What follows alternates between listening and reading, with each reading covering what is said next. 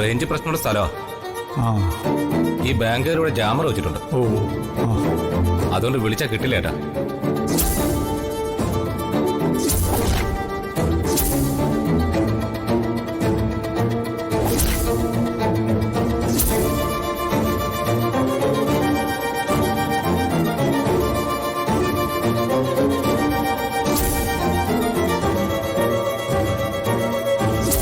അച്ഛന് കൊടുക്കാൻ ഒരു കോൺട്രാക്ടർ കൊണ്ടുവന്ന പണം അവനെടുത്ത് ഓട്ടോയ്ക്ക് അടച്ചത്.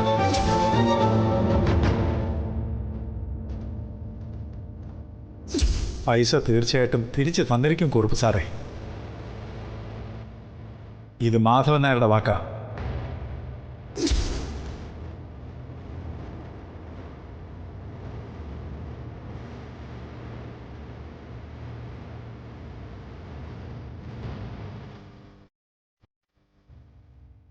മാധവൻ എന്താ ഇന്ന് ഉറങ്ങുന്നില്ലേ?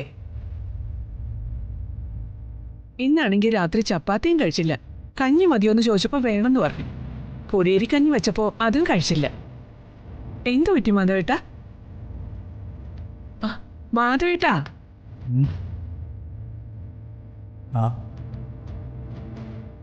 ഞാൻ വന്നതും പറഞ്ഞതും ഒന്നും മാധവേട്ടൻ കേട്ടില്ലേ? ഇത് ഏത് ലോകത്തായിരുന്നു മാധവേട്ടൻ? ഗുളികയും കഴിച്ചില്ല?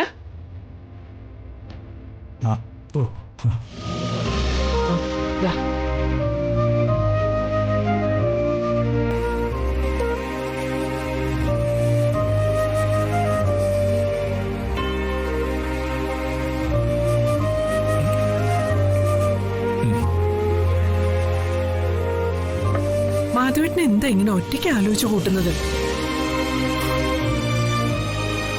എല്ലാ ടെൻഷനും കൂടെ ആ തലയിൽ ഒറ്റയ്ക്ക് ചുമക്കണ്ട.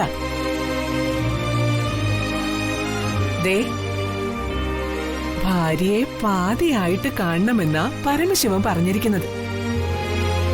അത് വെച്ച് നോക്കുമ്പോ പകുതി ടെൻഷൻ ചുമക്കേണ്ടതേ ഞാനാ.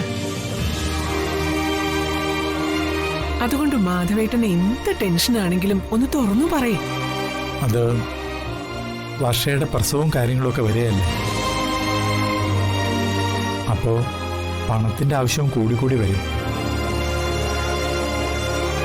ഓട്ടോയ്ക്കാണെങ്കിൽ ഇപ്പം പഴയതുപോലെ ഓട്ടോ ഒന്നുമില്ല.